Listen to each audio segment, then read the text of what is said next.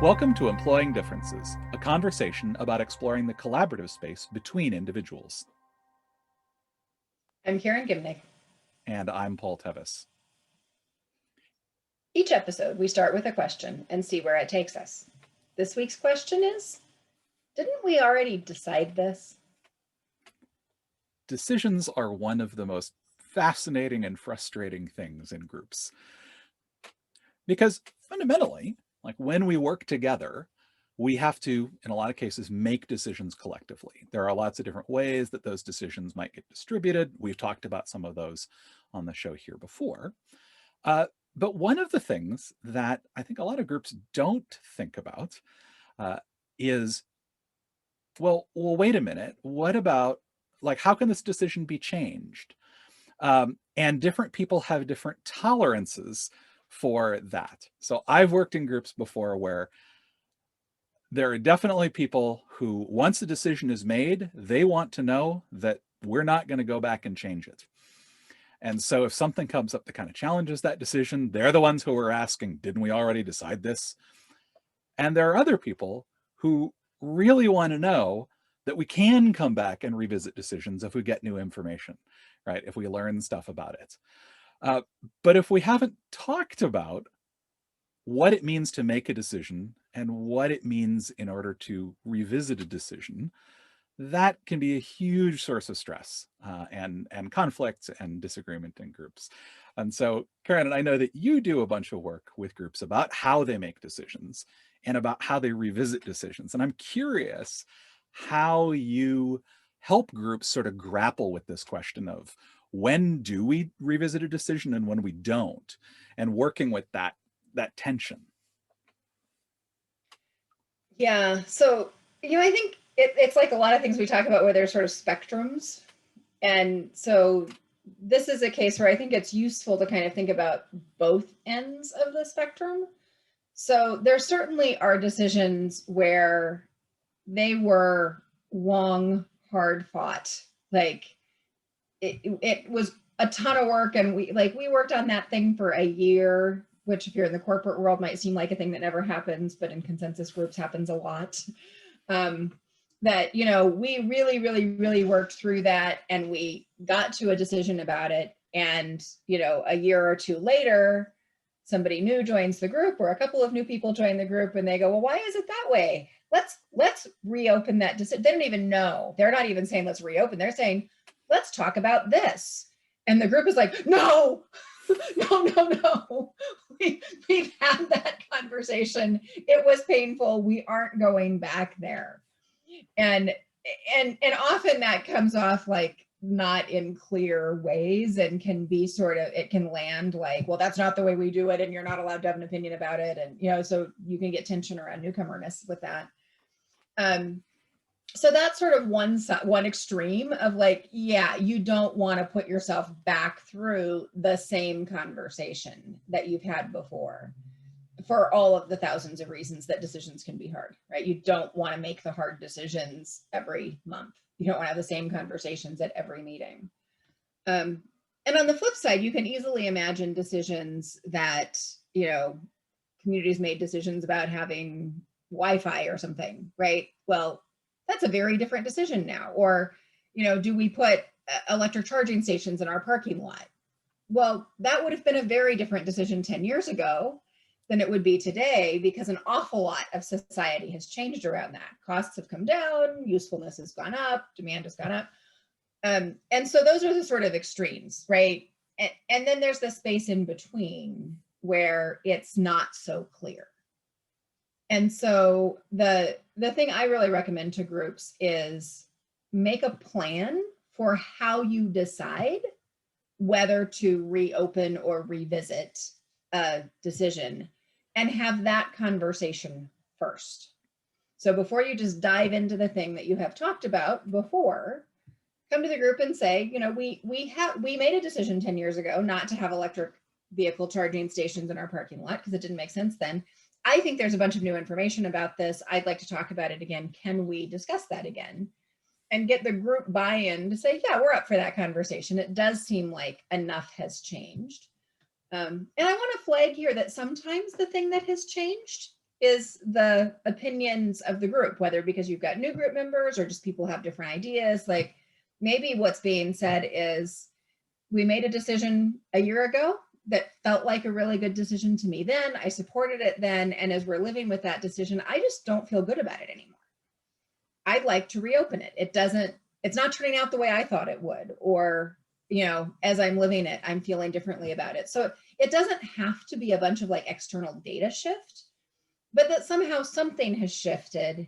And as a group, we have to have a way to look at that, because what you don't want is for the group to be captive to the one person who says, well, I don't really like the way that came out, so I'm going to bring it up again and hope I get my way this time.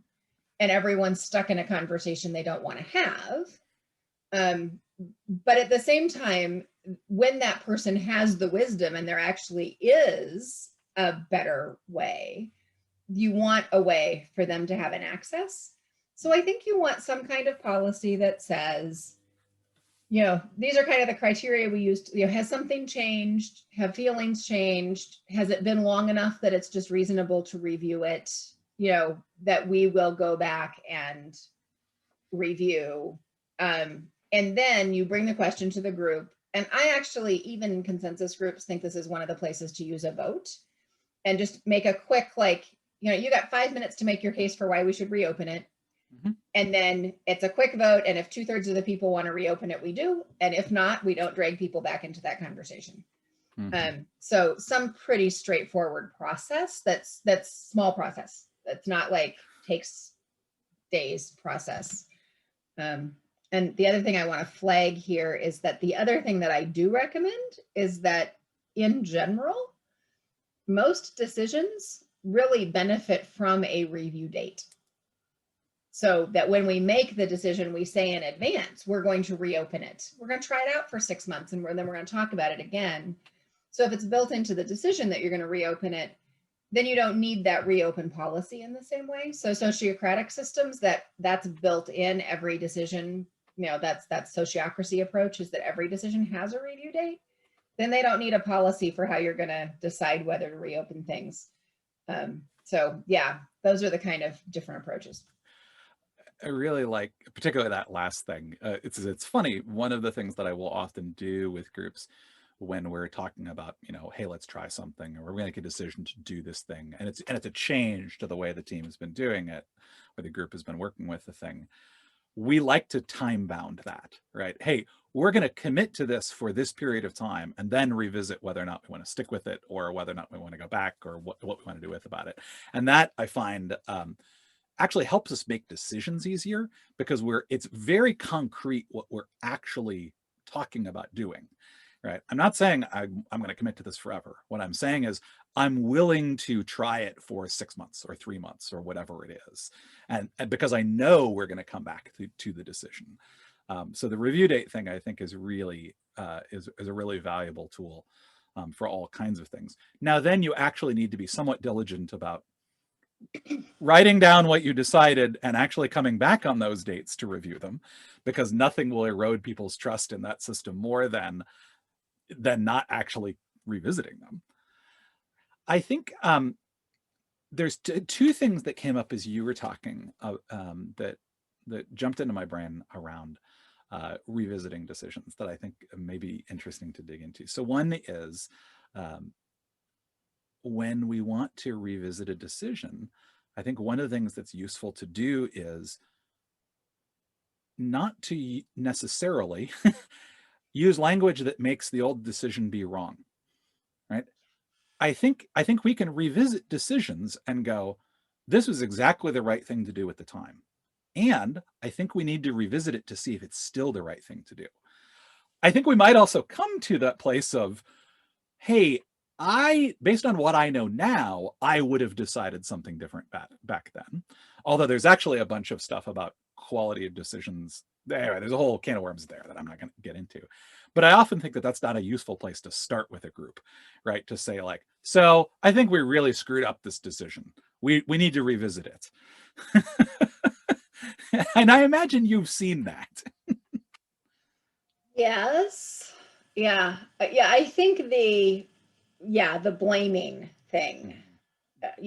And my favorite in that is, well, I told you it was a terrible idea, or I didn't really support it. I just went along with it because everybody else wanted it. And Mhm. yeah, Mhm. anything anywhere near I told you so is probably not helpful to group process. Yeah. And that connects to the second thing that I sort of noticed in there is that I think that asking to revisit a decision can be more welcomed by the group when it's clear that you're doing it for the group, right? Rather than purely for yourself.